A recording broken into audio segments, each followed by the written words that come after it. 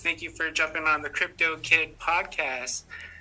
So, what's your background and how did you get into cryptocurrency? Hi, and thanks for having me. I was actually involved in the space before even the invention of Bitcoin, and that was actually due to my research interests at the university. So I'm a computer scientist. I did my PhD and postdoc at Stanford University, and my interests are in distributed systems, which is essentially what a blockchain is. The precursor to blockchain existed many years before, and social computing, which is related to human-computer interaction and crowdsourcing. So as part of my master's thesis, I created a framework for writing smart contracts on fault-tolerant distributed systems. And of course, back then it wasn't called smart contracts and it wasn't called the blockchain, but it was similar concepts.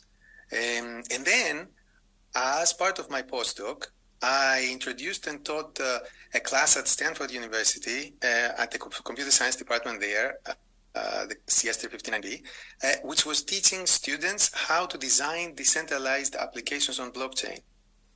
And now in this class, students created and deployed multiple functional working prototypes of decentralized applications, but they all got stuck in having people to use them. And that's mostly because many reasons, but user experience related reasons on blockchain back then. But one core blocking point was that before anyone can use any of those apps, they needed to acquire cryptocurrency to pay for the gas fees. Now, at Stanford is also where I got to meet my other founder of Pi, Chen Yaofan, where she also did her PhD there as well. And it's our academic career and personal interests that is what truly led to create the Pi network, which we founded at the end of 2018. That's pretty cool. That's pretty cool. And hey, I got a chance to watch a lecture of yours on YouTube. You explaining how blockchain technology works. There's just so much to learn about it. And I really appreciate you taking on that challenge in developing young minds to get involved with the future, especially something that has to do with money governance and law later on down. Yeah, thanks for saying this. I really try, when I try to explain something, I try to look at what is the audience. So when I am teaching to CS students, the audience is more technical, but when I'm trying to explain something that is for the general population, I'm trying to start from really ground zero. Keep pushing, man. You're doing a great job. Now, we're going to talk about Pi Network. And what is unique about Pi Network compared to other blockchains coming out and other cryptocurrencies? What makes you guys different? Yeah, so Pi Network is essentially a massive open community with over 35 million engaged members. And this community is powered by Pi, which is the world's most widely distributed cryptocurrency. So this platform that we're putting together is essentially creating a robust, especially accessible ecosystem for three types of people: for users, for developers who are building apps, and for merchants who are using apps. And what makes it different? I would say that we followed a number of non-consensus strategies compared to other cryptocurrencies.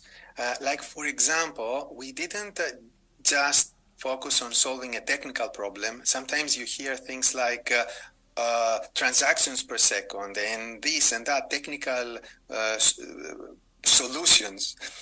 But we also focused on solving the human problems. So having people engaged, having people on the platform to begin with. Another thing that we did differently is that our platform is not just focusing on blockchain native applications and nothing else, meaning like DeFi, NFT. Of course, these are possible on Pi, but this is not the only thing that the platform is focuses. It focuses on all types of applications that solve needs for mainstream audience. Let me see. Another different thing that we did slightly different here is that we focused on accessibility and inclusivity through essentially trying to reduce any kind of barriers for people to participate, such as financial barriers and technical barriers. So financially, we don't ask them to pay for anything to acquire Pi. In fact, it's not even possible for someone to do that. You can only mine it on the platform. And technical barriers, they don't need to be computer scientists or have complicated mining rigs at home that are allowing them to mine. All they need is a mobile phone and participate using. Amazing. Yeah, there's like so many mining farms out there, and it's crazy how much it can damage the ecosystem, in my opinion. And we definitely need more room for improvement in protecting the environment, and that's a great way. And plus, you literally have a computer in palm of your hand. So, and more people, the phone is so easy to use. A kid could navigate it. So that's just, you're gonna get like 10-year-olds learning how to mine cryptocurrencies and then them making more money than their parents. It's amazing. So what will the KS or KYC solutions help the pioneers? How will it help the pioneers? So how will it help? And first of all, Pi is from the beginning, we're building it as a fully compliant platform. We're here. Our identities are known, mm-hmm. And we wanted it to, as part of compliance, these services, these networks need to do something called KYC. So KYC is Know Your Customer, stands for Know Your Customer, and it was initially used in traditional businesses. So in this case, in a blockchain, the word customer doesn't make a lot of sense, but I guess we're going with it. So the need for KYC is for compliance purposes, but also for the ability to have a more valuable ecosystem. So if you remember from what is it now, 10, 20 years ago, when social networks started existing, there was a bunch of social networks before Facebook that were all composed of fake users and fake accounts, and every cat and dog had their own profile on the social network. And then Facebook came along, and it was the first one that was saying, no, we want real users. We want real people, real faces, real names. That was unheard of on the internet before that, because everybody was still afraid of putting the real name on the internet.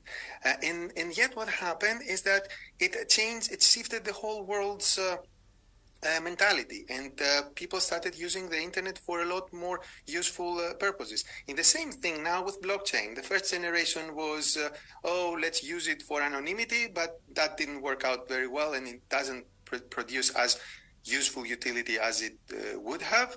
And now the second generation is the one that is based on real identity, and actually this is how you're able to create true useful applications on top of blockchains. Now Pi created its own KYC solution. I'm happy to tell you about it as well. But yeah, I remember when Facebook was out, and the way that they would weed out the fake users is you had to message like 10 people to make sure that you're actually real. It was just like such a process, and it was kind of annoying. I didn't like it, but when Facebook came out, it was just so much easier and actually better.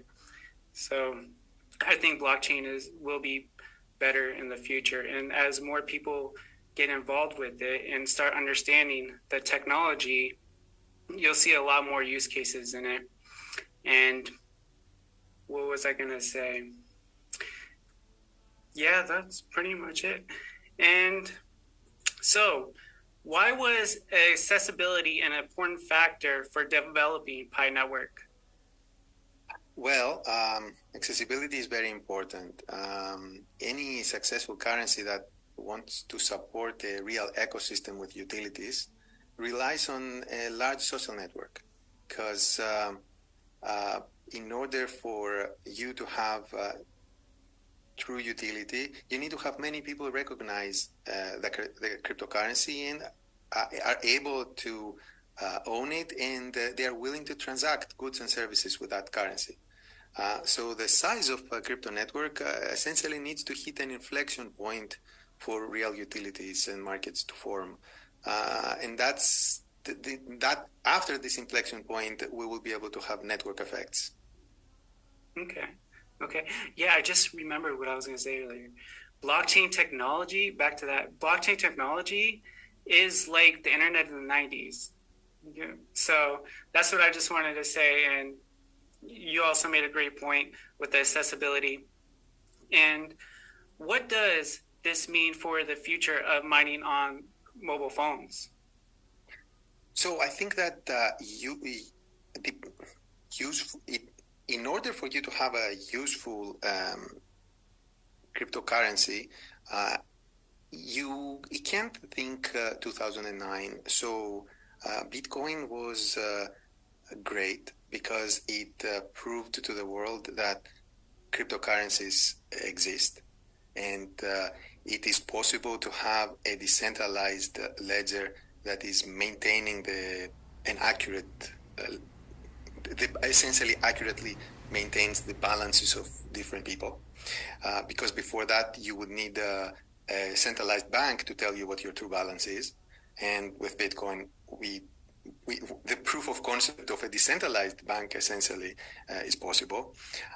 But that was 2009, and people were using computers, and it was a little slow, and it's consuming a lot of energy, as we all say, and its block takes 10 minutes. But today, if you want to have a cryptocurrency that is functional and useful to everyday people, it needs to be on mobile, and it needs to be more faster and more accessible. So to answer your question, I think that it is the future. Mobile, it has to be mobile. Mm-hmm. Just like the metaverse. Pretty soon. Do you teach class from home?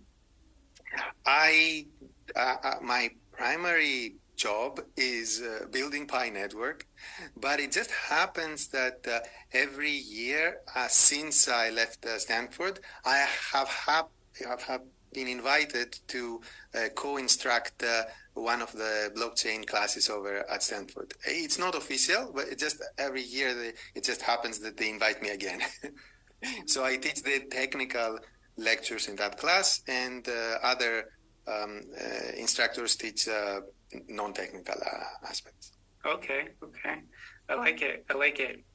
Now, what are the stages of verification? I know sometimes it can be a little bit complex with the authenticator, and it can be kind of tedious to some people.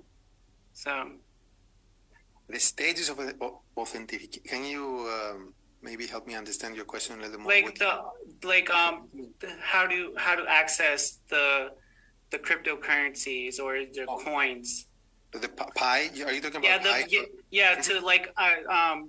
How do I say, to make sure the person that's actually accessing it is actually them, not some hacker from across the other side of the world. Yeah, there are two questions here. I guess one is about the user and one is about the consensus algorithm. I think you're more interested about the user. So Pi has two levels.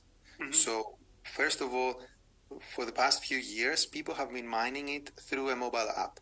So on that mobile app, they have been accumulating Pi as, let's say, tokens. And these are not these are the tokens that are going to be migrated into the mainnet blockchain, and has been migrating. We have actually already migrated over 2.5 something million people into the mainnet blockchain. So for these two systems, there is essentially two different ways of authenticating yourself. So for the mobile app system, we use a traditional username, password, or you can have Facebook sign in and a few other, Apple sign in and a few other ways to authenticate yourself. Now for the actual blockchain, which is what happens after you KYC and your balance is migrated from the app into the blockchain, the actual blockchain, we use non-custodial wallets.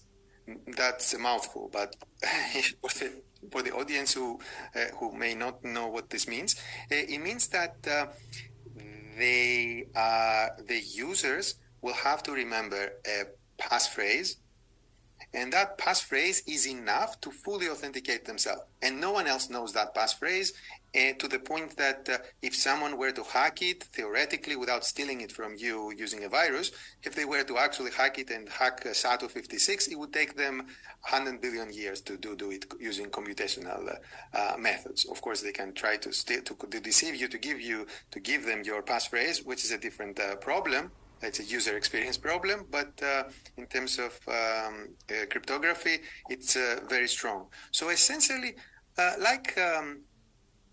the proper way all cryptocurrencies are supposed to do it is through non-custodial wallets. So the users have to remember this passphrase. Now, because this passphrase is a little difficult to remember, we ask the users to save it on somewhere safe, and we help them use the phone's biometric features, such as the thumbprint or the facial scan, to essentially load up this passphrase using their phone's algorithms. And there are some phones, depending on companies, I guess you can tell that these days most phones are doing a pretty good job at securing those data. The simplicity of it is very important, and I hope this encourages people to jump into it and not be afraid of memorizing a phrase. Just get into it. It's not that hard, and the more you learn about it, the easier it'll become. So the good thing about the Pi, if you want me to add this, is that the whole ecosystem is built around the program we call the Pi browser. So it's like a web browser, but for Pi applications, and you can access the ecosystem there. And one of the applications of this Pi browser is the Pi wallet. So essentially, we have created a system where the various Pi apps can talk to each other and the Pi wallet, and they are able to interconnect. So let's say you are on a gaming app and you want to spend a few tokens to continue where you left off. So you say, I want to do it. You push a button, then it pulls the Pi wallet in front of you. Then you touch your thumb. It asks you if you are sure that you want to submit this amount of Pi to that specific app. You say yes or no, and then Pi is transmitted to the app, and you are directed back to where you were. And this whole thing connects together, making it as seamless as possible for the end user. So even though these concepts, cryptocurrencies and blockchain and all these things are sometimes could be very complicated for non-technical audience, we're trying to make it as simple as possible. Now, would that be the trust graph working with the ecosystem? Now, the trust graph is something core to our consensus algorithm. So it's the way that Pi works is it essentially creates a trust graph of people who are considered to be on the mainnet in a way. And if you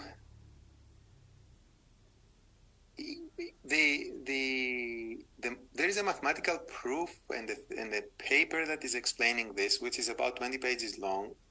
But if you're trying to think of it very, very intuitively, if the Pi network was it wasn't the 35 million people plus we have, but it was just me, you, and a couple of your friends.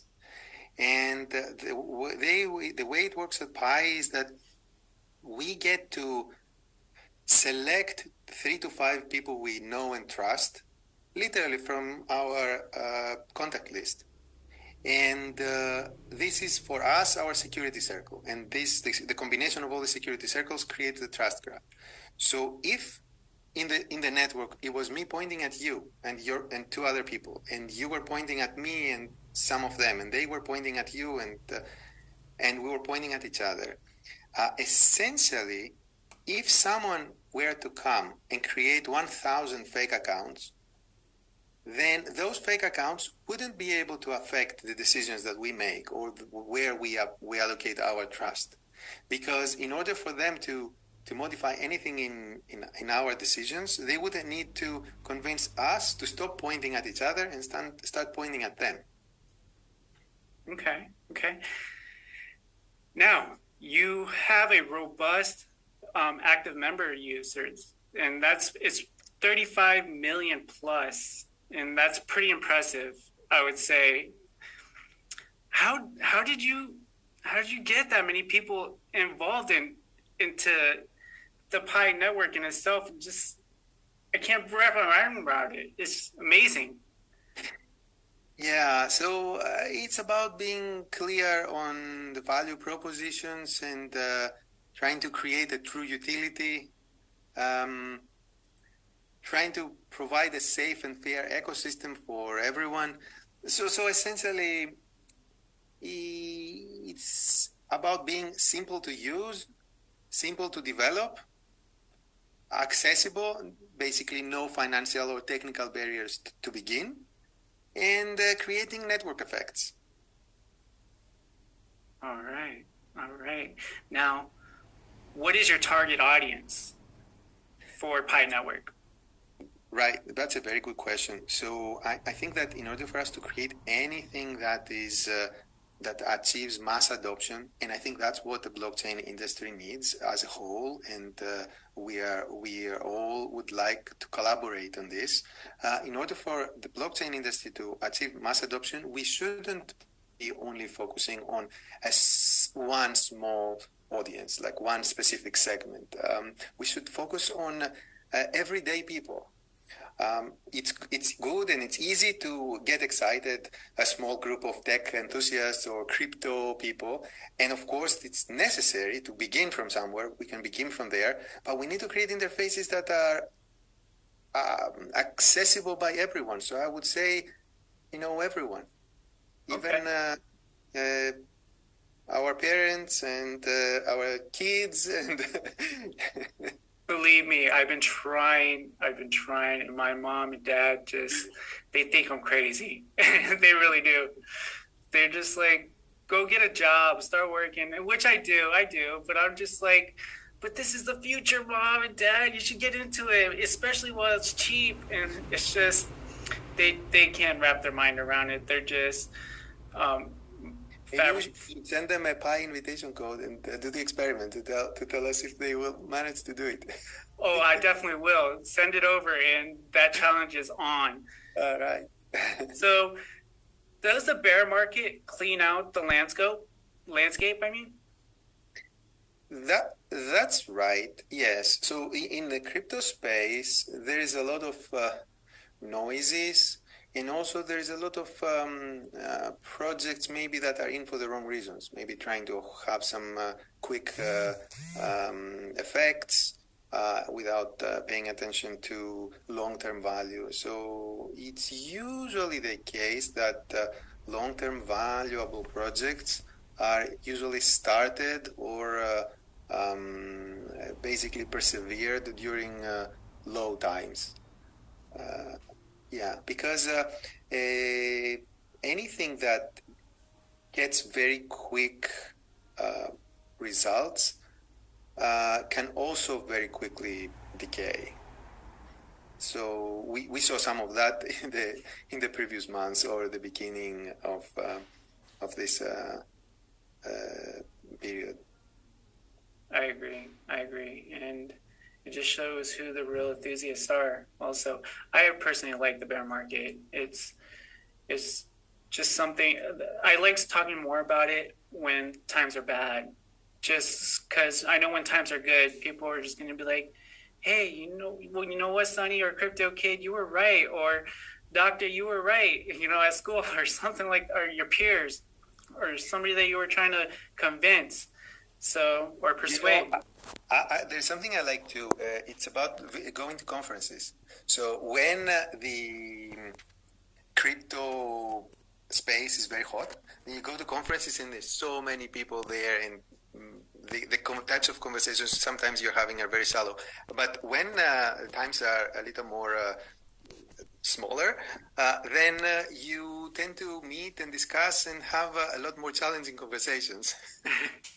Exactly, and you have to have the answers for them. And sometimes you don't, because you're continuously learning about and going into rabbit holes with blockchain technology. And there's just so many use cases, like for identity, healthcare, and so much more.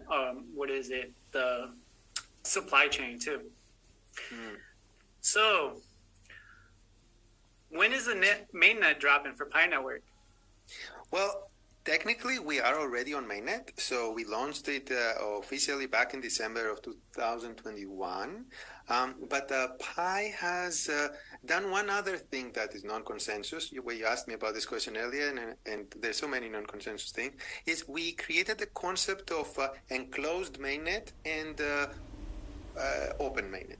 So we're currently on the enclosed mainnet, which means that the real blockchain is out there. We are in the process of performing KYC on the members and migrating their balances essentially over to the enclosed mainnet. During the enclosed mainnet period, it is not allowed to connect the Pi blockchain with any other blockchain or external systems. And during this period, it gives us time to do a few things, such as migrating all the members, as I said, over to the mainnet, continue building utility for the platform. It allows us to have more developers test their applications, and being able to do all that without any external noises or distractions, essentially. And it's an example, like, for example, the KYC solution we created was one of the Pi applications that we built on top of our own platform. And in order for someone to KYC themselves, they need to pay 1 Pi. And that 1 Pi is then distributed to everyone who is helping with their KYC. So there is both AI algorithms, as with every KYC solution, but when the AI algorithms need help from humans, then these humans are coming from the same network, so it's self-bootstrapping itself, and that's happening even during the enclosed period. So the answer is that we are technically on mainnet already. It's called enclosed mainnet, and at some point we are going to move to the open network. Thank you for clarifying that. You answered a lot of questions that I asked for people that have been watching YouTube videos like me and bringing out their curiosities. So definitely appreciate that. Any last words before we close? Like, what's next for Pi Network? So as I mentioned earlier, we recently announced this KYC solution, which has completed more than 3 million members right now have done their KYC, and that essentially is I think the largest blockchain migration in cryptocurrency history out there. So going forward, we want to continue this KYC and migration. We got a lot more members to accommodate and migrate to mainnet. So that's one thing. We need to continue building the ecosystem during the enclosed period. And that's basically by building more infrastructure needed and enabling utilities to be built by the community itself. So we are, this weekend actually, we are joining 3 hackathons at schools at Berkeley, Harvard, and Cornell, We are sponsoring tracks over there, so we may have some students building some Pi applications during those hackathons and initiatives like this for utility building. And finally, we are also building some utilities ourselves, including on the user side, meaning that end user applications people can use, but also on the infrastructure side, such as we have a brainstorm application where people can go and brainstorm and create Pi apps. In fact, in the past, there were more than 10,000 ideas that were proposed in this platform, and we are improving it. And other things like this, such as we have a translation app, which is currently used by some translation task force that we have for many languages, that people from the platform are translating themselves our interfaces. So in the future, this internal app that we have, we're going to make it public so that the other application developers can also use it to translate their own applications. That's it for us. Building. I'm honored to have you on the show, and it's been a pleasure of mine. I hope you had as much fun as I did on this. And yeah, man, I wish you the best of luck with your endeavors, Doctor. And thanks for having me. Anytime. It was indeed fun. All right. So have a good night, sir. You too. Thanks. Bye-bye. Bye.